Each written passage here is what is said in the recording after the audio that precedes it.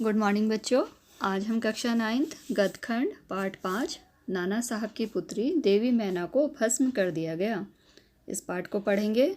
इस पाठ की लेखिका हैं चपला देवी। चलिए पाठ को पढ़ते हैं। चपला देवी द्वारा रचित यह पाठ स्वतंत्रता संग्राम से संबंधित एक बलिदान गाथा है। इसमें नाना साहब की अल्पायु बेटी पर अंग्रेज शासकों की बर्बरता एवं अत्याचार का वर्णन किया गया है। इस पाठ की घटना सत्य और ऐतिहासिक है।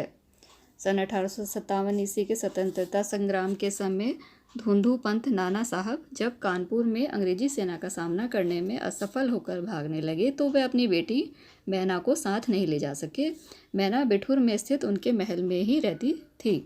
गदर थोड़ा ठंडा पड़ा तो अंग्रेजों ने कानपुर में भीषण हत्याकांड किया। उसके बाद वे बिठूर पहुंचे। उन्होंने नाना साहब का राजमहल लूट लिया। लूटपाट के बाद उन्होंने महल को भस्म करने के लिए तोपें लगा दी। तोपें दागी जाती। इससे पूर्व ही उस महल में से एक सुंदर बालिका बाहर आई। उसने अंग्रेज सेनापति हे से निवेदन किया कि वे महल को ना तोड़ें। सेनापति को उस पर दया आ गई। उसने बालिका से इसका कारण पूछा तो बालिका ने बताया कि यह महल उसे बहुत प्रिय है और फिर उस मकान ने अंग्रेजों को कोई हानि नहीं पहुंचाई है, परंतु अंग्रेज सेनापति ने कहा कि वह विवश है।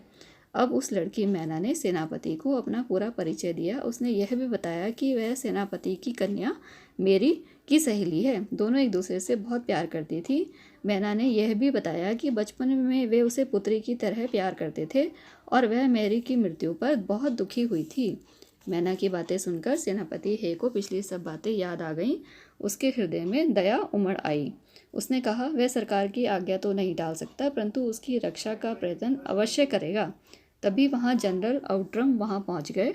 वहाँ महल को देखते ही वह बिगड़कर हे से बोला कि नाना साहब का महल अब तक तोड़ा क्यों नहीं गया।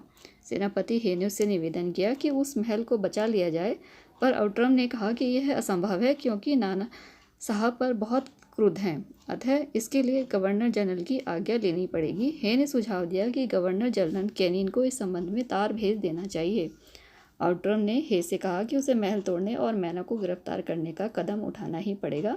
सेनापति हे खिन्न मन से चला गया। संध्या समय लॉर्ड कैनिंग का तार आया कि नाना साहब का स्मृति चिन्ह मिटा दिया जाए। आदेश पाते ही जनरल आउट्रम ने पहले से ही तैयार तोपों से राजमहल पर गोले बरसाकर घंटे भर में ही उसे मटियामेट कर दिया। लंदन में प्रसिद्ध पत्र टाइम्स में एक लेख छपा कि इस लेख में लिखा गया कि कानपुर में अंग्रेजों की जो हत्याएं हुई हैं उनका बदला लिया जाना चाहिए। नाना साहब पर दया दिखाने की बात हास्यास्पद है। साथ ही सेनापति हे का प्रस्ताव कलंक की बात है। ऐसा लगता है कि सर हे बुढ़ापे में एक महाराष्ट्रीय कन्या के सौंदर्य पर मोहित हो गए हैं। होना तो यह चाहिए था कि नाना साहब का प्रत्येक संबंधी जहाँ भी मिले उसे मार डाला जाए। उनकी कन्या को भी हे के सामने ही फांसी पर लटका देना चाहिए।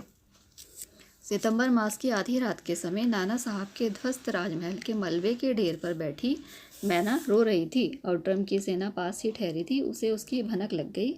कुछ सैनिक मैना का रोना सुनकर वहां पहुंच गए। उनके पूछने पर भी मैना कुछ नहीं बोली, बस रोई चली जा रही थी। इसी समय जनरल आउट्रम वहां पहुंचा। उसने मैना को देखते ही पहचान लिया और बिना एक पल गंवाए उसे गिरफ्तार कर लिया। मैना ने उससे बड़ी विनती की कि उसे कुछ समय दिया जाए।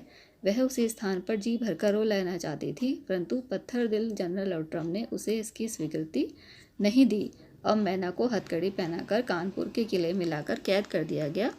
कुछ समय बाद महाराष्ट्र के एक समाचार पत्र बाखर में यह समाचार छपा कि कल कानपुर के किले में नाना साहब की इकलौती कन्या मैना को धधकती हुई आग में जलाकर भस्म कर दिया गया। भीषण लपटों के बीच जलती कन्या के बलिदान को देखकर सबने उसे देवी समझकर प्रणाम किया। मातृभूमि को स्वतंत्र कराने और उसकी रक्षा करने में असंख्य भारतीयों ने अपने प्राणों की आहुति दी। इन देश प्रेमी वीरों के मार्ग में उम्र का बंधन कभी बाधा नहीं बन सकता। इसी कारण अबाल वृद्ध स्त्री पुरुष दोनों ने एक समान रूप से स्वतंत्रता यज्ञ में भाग लिया। मातृभूमि पर अपने प्राण न्यौछावर करने वाले इन वीरों के जीवन का उत्कर्ष हम सभी के लिए गौरव और सम्मान का विषय है। भावी किशोर पीढ़ी को अपनी इस गौरवशाली समृद्ध परंपरा से परिचित कराने के उद्देश्य से इस पाठ नाना साहब की पुत्री देवी मैना को भस्म कर दिया गया का संकलन किया गया है। इस पाठ की घटना सत्य और ऐतिहासिक है। बच्चों, आप इस पाठ को ध्यान से सुनेंगे और समझेंगे।